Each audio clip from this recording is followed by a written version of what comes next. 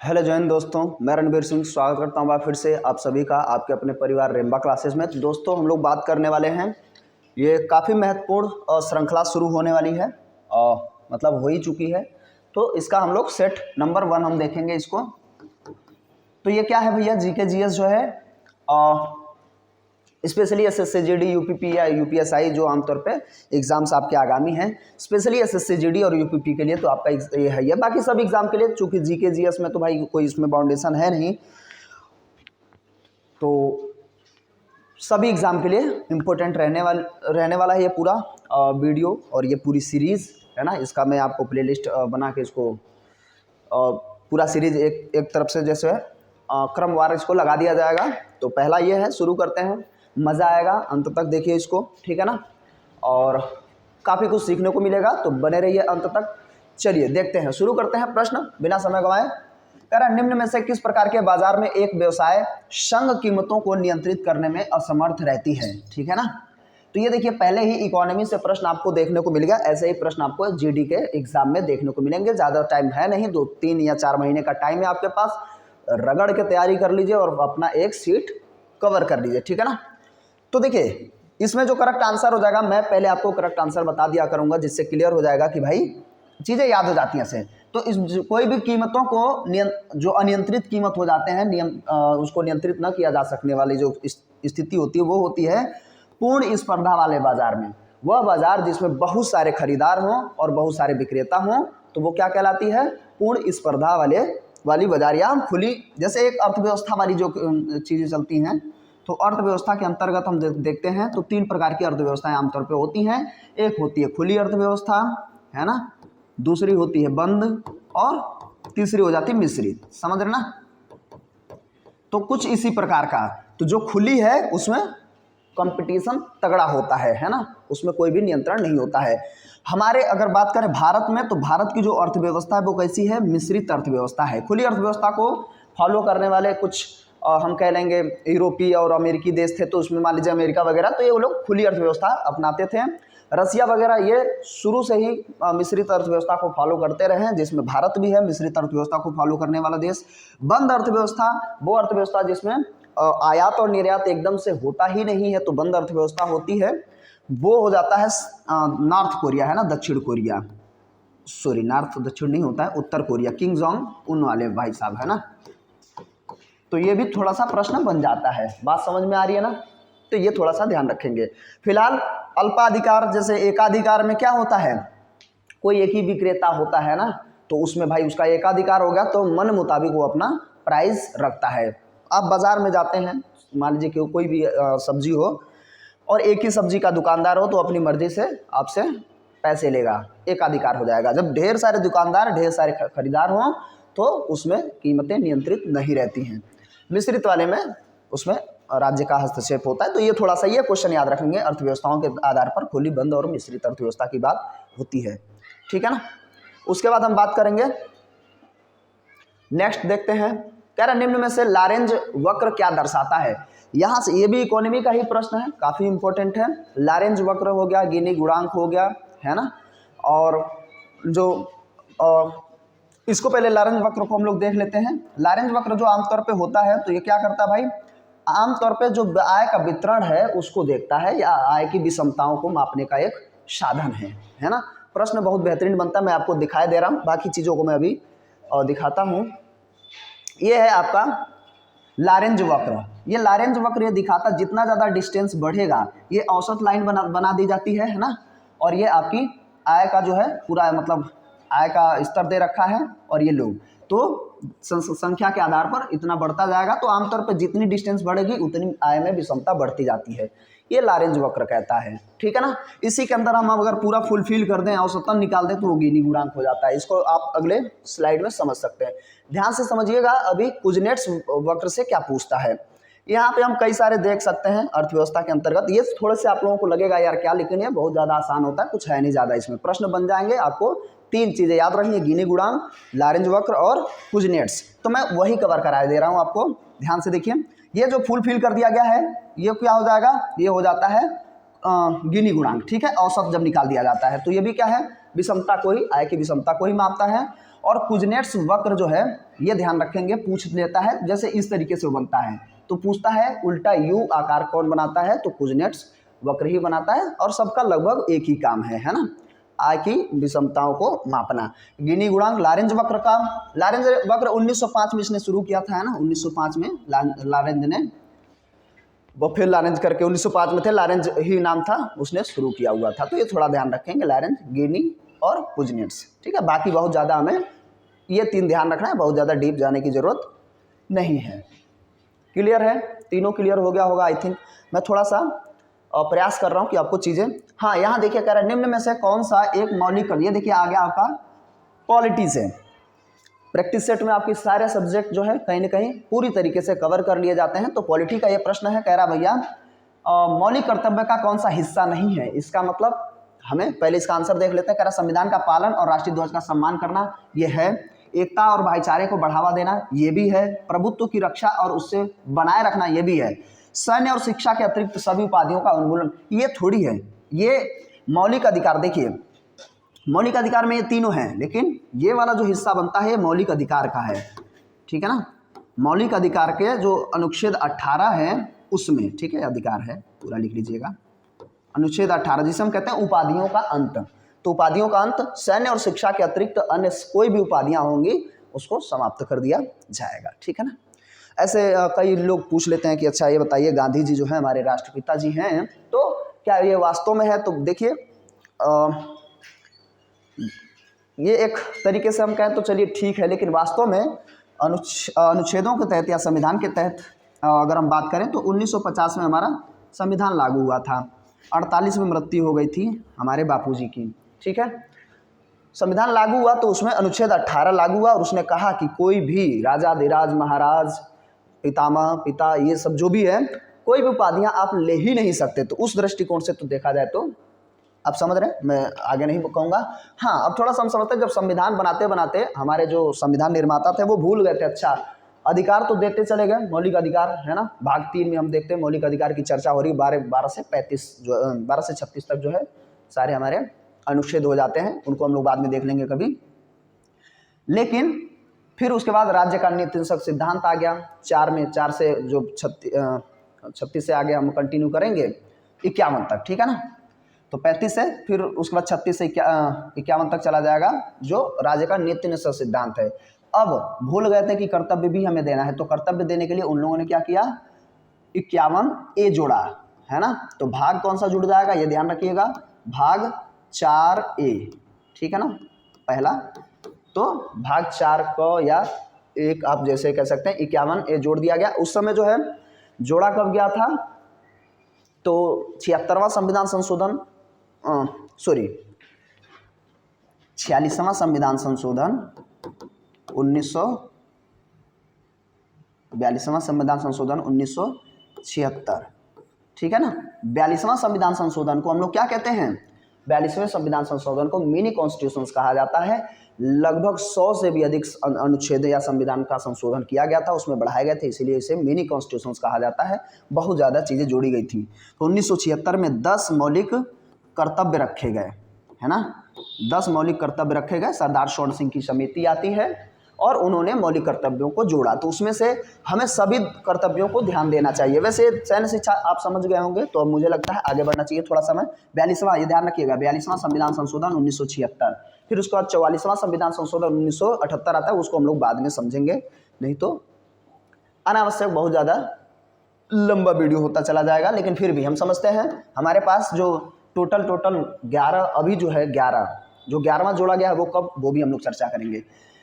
तो पूरा हम लोग देखते हैं सरदार शोर सिंह समिति के तहत जितने भी, अब ये ध्यान रखिए हमें याद होने चाहिए हमारे मौलिक कर्तव्य, है ना।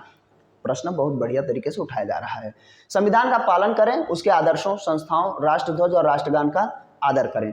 पहला, स्वतंत्रता के लिए हमारे राष्ट्रीय आंदोलन को प्रेरित करने वाले उच्च आदर्शों को हृदय में सजोए और उनका पालन करें। भारत की संप्रभुता, एकता और अखंडता, है ना, की रक्षा करें और उसे अक्षुण्ण बनाए रखें। क्लियर है, यह हमारे मौलिक कर्तव्य में भी है और यही चीज़ हम देखते हैं और इससे सिमिलर और लगभग यही चीज़ें हम प्रस्तावना में भी देखते हैं। वैसे प्रस्तावना को क्या कहा जाता है, संविधान की आत्मा, है ना। इसको देखते हैं। देश की रक्षा करें और आह्वान किए जाने पर राष्ट्र की सेवा के लिए तत्पर रहें। जब आपसे कह दिया जाए कि भाई हमें सैनिकों की ज़रूरत है या आपातकाल स्थिति है, तो आप एकदम से तैयार रहें कि आपको देश की रक्षा करनी है ना। भारत के सभी लोगों में समरसता बनी रहे, है ना, समरसता और समान भ्रातृत्व की भावना का निर्माण करें, जो धर्म, भाषा, प्रदेश या वर्ग आधारित सभी भेदभाव से परे हो। ऐसी प्रथाओं का त्याग करें जो स्त्रियों के लिए या स्त्रियों के सम्मान के विरुद्ध हो। ठीक है, ये अभी हमारे 5 हुए। हम 11वां देखेंगे और ध्यान से देखिए, धैर्य बना करके, क्योंकि यहीं से प्रश्न अब बनाया जा रहा है। सोचिए एसएससी जीडी के सेट में जब आपको ऐसे प्रश्न देखने को मिलेंगे तो बाकी एग्जाम में तो स्वाभाविक ही है ना। हमारी सामाजिक संस्कृति की गौरवशाली परंपरा का महत्व समझें और उसका परिरक्षण करें, है ना, बचाए रखें, बनाए रखें। प्राकृतिक पर्यावरण जिसके अंतर्गत वन, झील, ठीक है, नदी और वन्य जीव को जो शामिल है उनकी रक्षा करें, उनका संवर्धन करें तथा प्राणी मात्र के प्रति दया भाव बनाए रखें। समझ रहे ना। ये वैज्ञानिक दृष्टिकोण आपका होना चाहिए, मानववाद और ज्ञानार्जन तथा सुधार की भावना का भी विकास करना चाहिए, यानी कि पुरातन कोई आपकी परंपरा है और आप उसी में संलिप्त हैं। ज़रूरत पड़ने पर पुरातन जो चीज़ें हैं जो आमतौर पे समाज के लिए दुष्कर है तो उसको छोड़ देना चाहिए, है ना। सार्वजनिक संपत्ति को सुरक्षित रखें और हिंसा से दूर रहें, ये हमारे मौलिक कर्तव्य में कहा गया है। ठीक है, अधिकार तो हम बहुत मांगते रहे, कर्तव्य भी जरूरी है। 11वां भी जोड़ा जाएगा तो हम इसको समझेंगे। 10वां, व्यक्तिगत और सामूहिक गतिविधियों के सभी क्षेत्रों में उत्कर्ष की ओर बढ़ने का सतत प्रयास करें, जिससे राष्ट्र निरंतर बढ़ते हुए प्रयत्न और उपलब्धि की नई ऊंचाइयां को छू ले। ठीक है ना। उसके बाद हम बात करेंगे जो नया बढ़ा दिया गया, ये मौलिक अधिकार में भी है। फिर उसके बाद जैसे 21A में जोड़ दिया गया था तो मौलिक अधिकार में भी है, राज्य को भी निर्देश दिया गया है और साथ साथ में मौलिक कर्तव्य में भी है, जो बच्चों को पढ़ाने वाली बात। अभिभावकों को यह कर्तव्य होगा कि वे अपने 6 से 14 वर्ष की आयु के बच्चों को शिक्षा प्राप्त करने का अवसर दें। और इसका ये 11वां जो है ये देख लीजिए कब 86वां संविधान संशोधन, ये प्रश्न बहुत बार बनेगा, अधिनियम 2002 में जोड़ा गया और ये तो 51A में ही है। हम जानते हैं जो हमारा मौलिक कर्तव्य है भाग 4A में है, ये हमें याद रहना चाहिए। तो ये चारों मुझे लगता है कि आप इसमें आपको ऐसा महसूस नहीं होगा कि बहुत ज़्यादा कुछ पढ़ रहे हैं, क्योंकि ये हमें 11 याद होने चाहिए। एक बार पढ़ लेंगे तो दिमाग में जहन में रहता है और इसके अतिरिक्त अल्टरनेट कोई आता है तो आप उसको डिटेक्ट कर पाएंगे। समझ रहे ना। फिर कॉन्स्टिट्यूशन का ही एक सवाल है, ऐसे ही प्रश्न आपको मिलेंगे 2-2 करके, है ना। एसएससी जीडी में कितने 80 क्वेश्चन आ रहे हैं, है ना, तो 20 जीके जीएस का है, तो उसमें हम लोग देख रहे हैं। किस अनुच्छेद का उपयोग करके भारत के राष्ट्रपति वित्तीय आपातकाल को घोषणा करते हैं। देखिए राष्ट्रपति तो पूरा कवर करना ही करना है और फिलहाल में कुछ जो इससे सिमिलर चीज़ें हैं उनको हम लोग यहाँ पर देख लेते हैं। देखिए इसका करेक्ट आंसर आपातकाल वाली मैं तुरंत पहले आंसर ही बताता हूं, जिससे कि आपको कम से कम उसका तुरंत आंसर याद हो जाए, उसके बाद हम बाकी बातें करते हैं। तो अनुच्छेद 360 को याद करने के साथ साथ आपको बाकी जैसे 352, 356 और ये 360 तो है ही है, ये तीनों एक साथ याद रखना चाहिए। ये होता है राष्ट्रीय आपातकाल, है ना। राष्ट्रीय आपातकाल मतलब अभी तक 3 बार लगाया, पूरे देश भर में जो इमरजेंसी लगाई जाती है, आपातकाल लगाया जाता है, वो 352 के तहत अभी तक 3 बार लगाया गया है। और 356 जो है ये राष्ट्रपति आपातकाल है, मतलब कुछ क्षेत्रों में जब सरकारें काम नहीं कर पा रही हैं या कुछ ऐसी गतिविधियां होती हैं जिसकी वजह से इंदिरा गांधी ने ज़्यादा इसका बहुत ज़्यादा इस्तेमाल किया है उस समय के पंजाब वाले क्षेत्र में, उत्तर प्रदेश में भी, मतलब हर जगह। जम्मू कश्मीर का 370 जो अनुच्छेद हटाया गया कहीं ना कहीं इसी की मदद से, तो ये बहुत ज़्यादा बार अनगिनत बार लगता रहा है ना। सर्वाधिक पंजाब में 3 साल से भी अधिक हम कह सकते हैं लगा था। तो ये 356 क्या है, राष्ट्रपति शासन है, राष्ट्रपति शासन। और ये राष्ट्रीय आपातकाल, ये थोड़ा सा इसमें हल्का सा अंतर साउंड में आप ध्यान रखेंगे। और 360 जो है ये होता है वित्तीय आपातकाल, भारत में अभी तक कभी नहीं लगा है और उम्मीद है कि आगे कभी नहीं लगेगा। कुछ लोग सोचने लग गए थे कि कोविड के टाइम ड्यूरेशन में शायद ऐसी समस्याएं देखने को मिल जाएं, तो ये हो गया, ठीक है ना। अनुच्छेद 32 हम जानते हैं, ये क्या होता है, सुप्रीम कोर्ट इसके तहत रिट जारी करती है जिसे हम संवैधानिक उपचारों का अधिकार भी कहते हैं। और हमारे संविधान निर्माता अम्बेडकर जी से जब पूछा गया कि बताइए आपके अनुसार सबसे बेहतरीन जो है चीज़ क्या लगी, तो उन्होंने कहा ये अनुच्छेद 32 है ना। अनुच्छेद 32 के तहत सुप्रीम कोर्ट क्या करती है, राज्य के विरुद्ध, जब राज्य का मतलब होता है, जब आप कॉन्स्टिट्यूशन संविधान जब देख रहे होते हैं तो राज्य की जब बात हो तो राज्य मतलब सरकारें, समझ रहे ना। तो वो जो है अगर आपके मौलिक अधिकारों का हनन करती है तो सुप्रीम कोर्ट आपके सामने आकर खड़ी हो जाएगी कि भाई बताइए क्या क्या चीज़ें हैं, तो इसके तहत वो रिट जारी करती है।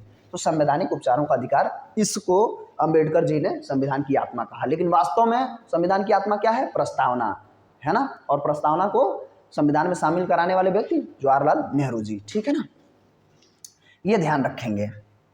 बाकी 349 और 50 ये भाषा से संबंधित है ना। ये बताया गया सुप्रीम कोर्ट के अंदर जो है 15 साल के अंतर्गत जो है इंग्लिश या जो भी भाषा है उसको चलाया जाए, उसके बाद चीज़ों को बदल दिया जाएगा जब जैसा भी राष्ट्रपति और बाकी जो उच्चाधिकारी हैं आमतौर पे लोकसभा स्पीकर इत्यादि, तो उसको बदल सकते हैं। फिर 350 अगर हम 350 की भी बात कर लें तो उसमें भी वही बात है, भाषाओं से संबंधित ही 350A में जो छोटे बच्चे हैं वो अपनी मातृभाषा में जो भी आप उनकी मातृभाषा होती है प्राइमरी जो स्तर का शिक्षा ग्रहण करेंगे वो कर सकते हैं। तो ये कुछ है, बहुत ज़्यादा ये इम्पोर्टेंट नहीं है तो, लेकिन फिर भी इसकी हम लोग चर्चा कर लिए हैं, कोई दिक्कत नहीं है। पूना समझौता महात्मा गांधी और किसके बीच में हुआ था, है ना, किसके बीच में हुआ था, तो पूना पैक्ट के नाम से भी जानते हैं, पूना समझौता भी हम कहते हैं इसे। तो क्या हो जाएगा करेक्ट आंसर, करेक्ट। और हाँ, आपके अपने दिमाग में आप लिखते जाइएगा कि कितने कितने का आपको पता था, और लास्ट में अंत में आप आंसर करिएगा कि भाई आपके 10 या 20 में से कितने आए, है ना। फिलहाल अभी हम लोग ज़्यादा अगर समय होगा तो 10 ही क्वेश्चन का सेट लिया करेंगे।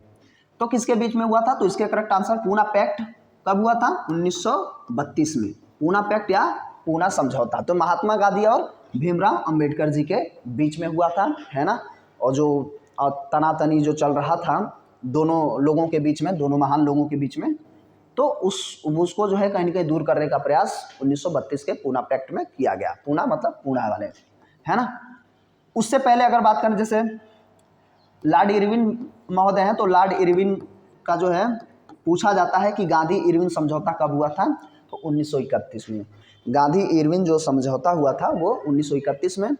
और इसी के सिमिलर में डेट जब आता है तो हम देख लेते हैं 1930, 31 और 32, ये ऐसे डेट हैं जिसमें 3 गोलमेज सम्मेलन हुआ, और इसमें चर्चाएं हो रही थी कि भारत को आज़ाद कराया जाए तो किस तरीके से। तो ये आमतौर पे क्या है, गोलमेज सम्मेलन इंग्लैंड में हो रहा था, है ना। तो अंबेडकर साहब तीनों गोलमेज सम्मेलन में शामिल होने वाले व्यक्ति थे। कांग्रेस की तरफ से एकमात्र बार गांधी जी 1931 के दूसरे गोलमेज सम्मेलन में शामिल होते हैं। पहला गोलमेज सम्मेलन, दूसरा और तीसरा, ये ध्यान रखेंगे। दूसरे गोलमेज सम्मेलन में गांधी जी शामिल होते हैं, शरीक होते हैं। और उसी समय वहाँ का प्रधानमंत्री विंस्टन चर्चिल हम जब कहते हैं तो विंस्टन चर्चिल ने क्या कहा, धोती उती पहन के ही गए थे। अब सोचिए कितनी बड़ी सेक्रीफाइस करने वाले व्यक्ति हैं। भारत में आए, भारत के लोगों की स्थितियों को देखते हैं गांधी जी। अपने ज़माने में तो बढ़िया कोट हैट पहन के घूमने वाले व्यक्ति, 2 देशों से एक ही डिग्री हासिल करने वाले व्यक्ति। आप कल्पना करिए वो व्यक्ति पूरा जीवन एक धोती पर गुजार देता है, तो इनकी महानता के आगे क्या ही कह सकते हैं आप, है ना। इतने तो समृद्ध परिवार से थे भाई, विदेश पढ़ने गए, 2 देशों में एक ही डिग्री लेने, तो मजाक तो है नहीं, है ना। इंग्लैंड और अफ्रीका, दक्षिण अफ्रीका, लेकिन वो एक धोती में इसलिए कि लोगों से जो कनेक्शन है वो बना रहे। तो वहाँ पहुँचे तो उसने कहा भैया ये तो अर्धनग्न फकीर हैं, है ना। तो अर्धनग्न फकीर विंस्टन चर्चिल ने कहा था, ये ध्यान रखेंगे इसी समय काल में। तो ये जो चीज़ें चल रही थी इसी की वजह से थोड़ा सा हम उतना उसमें चर्चा नहीं करना चाहेंगे कम से कम यहाँ पर, तो उसी की वजह से ये पूना पैक्ट हम देखते हैं। सुभाष चंद्र बोस तो जानते ही हैं, बहुत सारे प्रश्न बनते हैं तो इतना ज़्यादा डीप नहीं चर्चा। हाँ, लेकिन गांधी जी और इनका जो अगर हम बात कर लेंगे तो गांधी जी को बापू कहने वाले व्यक्ति सुभाष चंद्र बोस जी ही हैं, है ना। गांधी जी को महात्मा कहने वाले व्यक्ति जो है रविन्द्रनाथ टैगोर है। और महात्मा कहते जब रविन्द्रनाथ टैगोर, तो उनको गुरुदेव कहा था, टैगोर जी को महात्मा गांधी ने गुरुदेव कहा था, ठीक है ना। तो ये चीज़ें चलती रही। मोहम्मद अली जिन्ना जानते ही हैं, मोहम्मद अली जिन्ना पाकिस्तान के क्या हैं, पितामह हैं भाई। तो पाकिस्तान के जनक कह लेंगे तो पाकिस्तान के क्या हैं, राष्ट्रपिता है मोहम्मद अली जिन्ना। ठीक है, मोहम्मद अली जिन्ना, महात्मा गांधी, ये सब एक समकालीन हुआ करते थे। इन्हें कायदे आजम भी कहा जाता है। बाद में स्थितियां बदलती हैं, उसकी हम लोग चर्चा करेंगे कभी। फिलहाल के लिए इतना ही, इसमें आई थिंक ये चीज़ें क्लियर हो गई होंगी।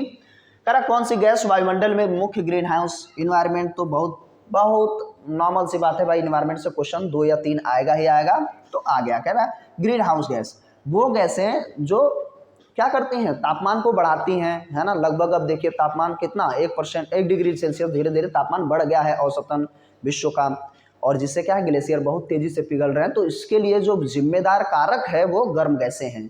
और गर्म गैसें क्या करती हैं, जो हमारी विकिरण जो किरणें आ रही होती हैं, तापमान सूर्य का हमें धरातल पर आता है, वो वापस लौट नहीं पाता है, ऑब्जॉर्ब कर लिया जाता है इन्हीं गैसों द्वारा। जो गर्म होती हैं वो ग्रीन हाउस गैस होती हैं, जिसकी वजह से तापमान बढ़ता जाता है। तो उसमें मेथेन है ना, मेथेन जो है CH4 बहुत ज़्यादा बार पूछा जाता है, मार्स गैस है। आमतौर पे दलदली क्षेत्र, धान के खेतों से इसका उत्पादन, इस तरीके से भी प्रश्न बन रहा है, तो धान के खेतों से इसका ज़्यादा उत्पादन या दलदली क्षेत्र से इसका ज़्यादा उत्पादन होता है। तो ये भी क्या है, ग्रीन हाउस गैस है।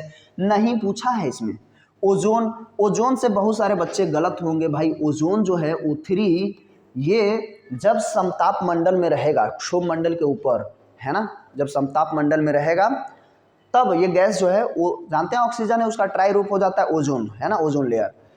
जब उस लेवल पे रहेगी समताप मंडल में, तब ये क्या करेगी, हमें पराबैंगनी किरणों से बचाएगी। क्लियर है। लेकिन वही गैस जब धरातल पर आ जाएगी नीचे क्षोभ मंडल में, तब ये क्या बन जाएगी, ग्रीन हाउस गैस बन जाएगी, हमारे लिए हानिकारक हो जाएगी। समझ रहे ना। और जानते हैं ओजोन का क्षरण बहुत तेजी से हो रहा है, उसमें CFC क्लोरोफ्लोरोकार्बन बहुत ज़्यादा जो है, या फ्रेयान गैस CFC, ये काफ़ी बड़ा जो है इसमें कारक बन के सामने आ रहा है। रेफ्रिजरेटर जैसे फ्रिज और AC की बात कर रहे हैं, इसका लोग संचालन करते हैं। और सोचने वाली बात है, मॉन्ट्रियल प्रोटोकॉल हो या कुछ भी ऐसा, तो उसमें क्या होता है, चर्चा लोग वहीं करते हैं, AC के कमरे में बैठ के ही बात करते हैं कि भाई ओजोन को बचाना है। भाई AC से ही तो सबसे ज़्यादा परेशान है, तो ध्यान रखेंगे। क्लियर है ना। O3 भी क्या बन जाती है, जब वो धरातल पर रहेगी, क्षोभ मंडल में रहेगी, तब वो क्या बन जाएगी, खुद ग्रीन हाउस गैस बन जाएगी। लेकिन जब समताप मंडल में रहेगी, लगभग 20 किलोमीटर इसकी मोटाई होती है। डॉप्सन में हम बात कर लेते हैं इसको, डॉप्सन में हम मापते हैं आमतौर पे, है ना, मोटाई इसकी ओजोन परत की। तो 3 mm तक की इसकी मोटाई होती है। 1 mm मतलब 100 किलोमीटर का उसका मतलब वो दायरा होता है, उसको छोड़िए, उसमें बहुत ज़्यादा हमें ध्यान नहीं लगाना है। N2O नाइट्रस ऑक्साइड, जिसे हम क्या कहते हैं, लॉफिंग गैस कहते हैं, ये भी क्या है, एक गर्म गैस है। ऐसे बहुत सारे गैसेज हैं, कार्बन डाइऑक्साइड, कार्बन मोनोऑक्साइड, है ना, सल्फर डाइऑक्साइड, ये सभी गैसें हैं। अब जैसे इसमें दे रखा है हाइड्रोजन, तो हाइड्रोजन क्या है, ये ग्रीन हाउस गैस नहीं है।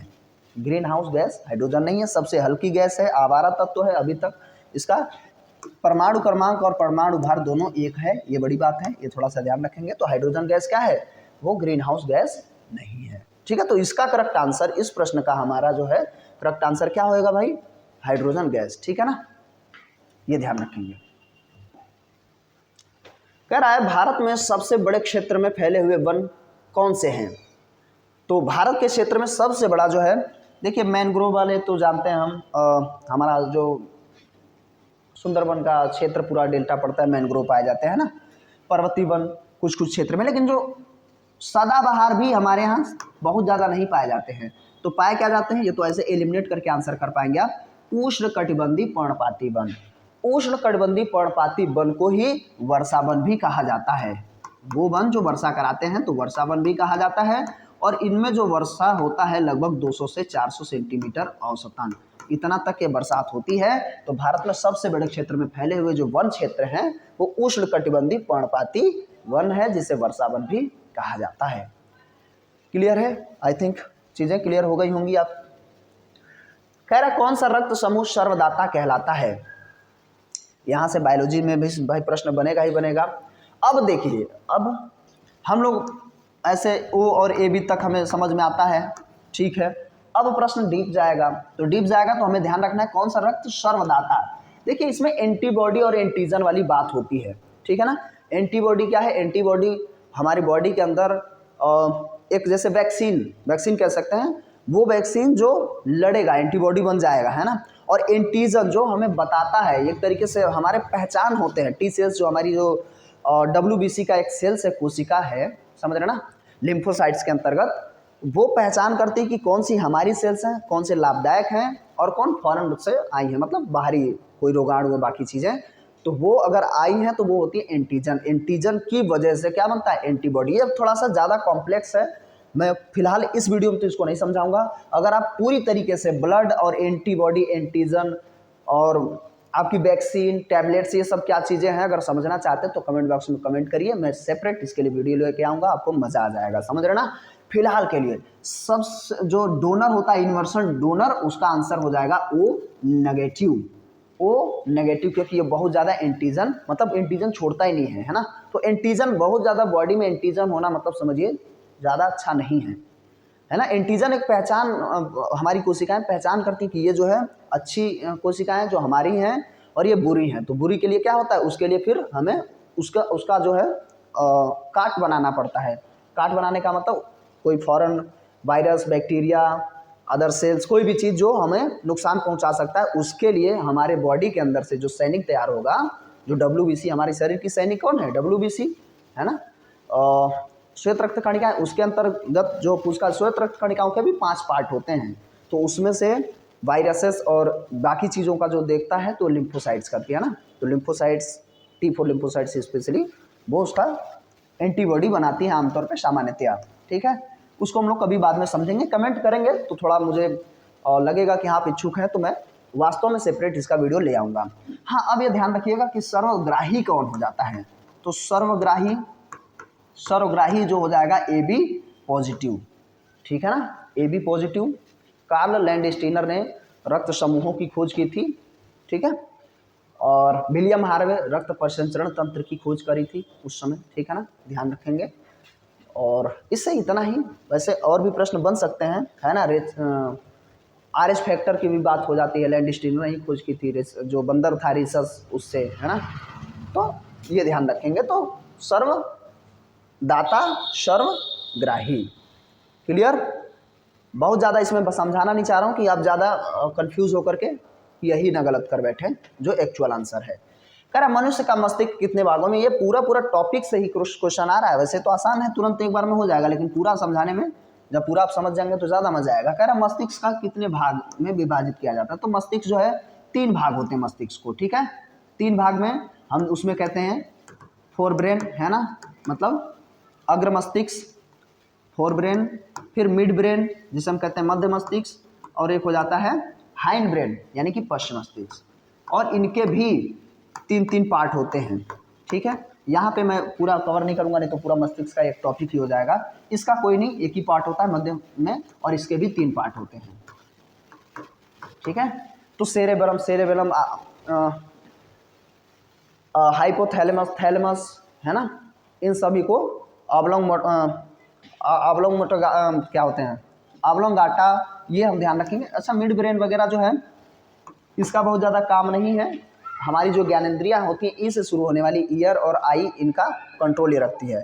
तो इसको भी हम लोग प्रॉपर जो है बायोलॉजी का, जब हम एक चैप्टर ब्रेन का ले आएंगे तो उसमें हम लोग पूरी तरीके से पढ़ लेंगे। तो आप समझ गए हैं, 3 पार्ट होता है, fore brain, mid brain and hind brain. ये 3 पार्ट होते हैं, जिसमें सबसे बड़ा पार्ट क्या होता है, फोर ब्रेन का ही होता है। उसमें भी सेरेब्रम जो है सबसे बड़ा पार्ट, जो होशियार वाला पार्ट है, वो होता है, समझ रहे ना। उसके बाद ये हो गया, आंसर क्या हो गया इसका 3, ठीक है, करेक्ट आंसर हो जाएगा 3, है ना। चलिए आगे बढ़ते हैं। कह रहा प्रसिद्ध पुस्तक द कैलकाटा क्रोमोसोम्स निम्नलिखित में से किस लेखक द्वारा लिखी गई है, ठीक है ना। तो कैलकाटा जो लिखी गई है, द कैलकाटा क्रोमोसोम्स। अब चूंकि क्रोमोसोम्स नाम है इसमें, देखिए, है ना, क्रोमोसोम्स, ऐसा चीजें क्लियर होने, पहले लेखक देख लेते हैं, तो ये करंट के तहत हो जाएगा। तो इसका करेक्ट आंसर पहले देख लीजिए, अमिताभ घोष, है ना। अमिताभ घोष ने इसके बारे में डेंगू मलेरिया के बारे में कहीं ना कहीं चर्चा की है। तो डेंगू और मलेरिया के बारे में हम लोग भी जान लेते हैं। बड़ी गंदी राइटिंग लिख रहे हूँ यार, मलेरिया, ठीक है। द कैलकाटा क्रोमोसोम्स अमिताभ घोष ने लिखी है, और जो चर्चा हुई थी ये मच्छरों के बारे में, है ना। तो डेंगू और मलेरिया इस समय जो है बड़ी समस्या रह रही है, इसको थोड़ा सा हम लोग भी समझ लेते हैं और अंतर समझ लेते हैं। देखिए डेंगू जो होता है वो किससे हो जाता है और मलेरिया किससे हो जाता है, ये हमें ध्यान रखना है। डेंगू होता है वायरस से, ठीक है, वायरस, ठीक है, जिसे हम, इसका वायरस का नाम हो जाता है अबो विषाणु, और ये होता है प्रोटोजोआ से। मलेरिया जो होता है प्रोटोजोआ से, ठीक है, प्लाज्मोडियम प्रोटोजोआ, है ना, पूरा अगर नाम लिखना चाहें तो लिख सकते हैं। प्रश्न यहां से बनते हैं प्लाज्मोडियम प्रोटोजोआ, ठीक है ना, ये इससे होने वाला रोग। अगर डाउट रहेगा तो मैं अभी आपको याद कराता हूं कैसे आपको याद हो जाएगा। उसके बाद अच्छा, इसमें दोनों में लक्षण जो है सिमिलर ही होते हैं कहीं ना कहीं, जैसे बुखार रहना, ठीक है, ये थोड़ी और ज़्यादा घातक हो जाती है क्योंकि इसे क्या कहते हैं, हड्डी तोड़ बुखार, है ना, पूरी मांसपेशियां दर्द करेंगी, हड्डियां दर्द करेंगी, आंखों के पीछे दर्द रहेगा। ये सिम्टम्स कुछ सिमिलर इसमें भी रहते हैं, प्लेटलेट्स घटने लग जाते हैं, है ना, तो इसकी वजह से जब प्लेटलेट्स और बाकी चीज़ें जब दिक्कत होंगी तो अंदर से क्या होता है, रक्तचाप में प्रभाव पड़ता है, तो ब्लीडिंग शुरू हो जाती है, ये सारी चीज़ें होती हैं। तो अब अच्छा, इनकी दोनों की दवा नहीं बनी है, आज तक बनी नहीं पाई है, ठीक है ना, कोई भी अभी तक इस तरीके का, लेकिन वाहक से प्रश्न बनता है। वाहक से देखिए, वाहक में हमें पता है, एक हम मादा एनाफिलिस को समझते हैं, ठीक है ना, मलेरिया के लिए मादा एनाफिलिस, मादा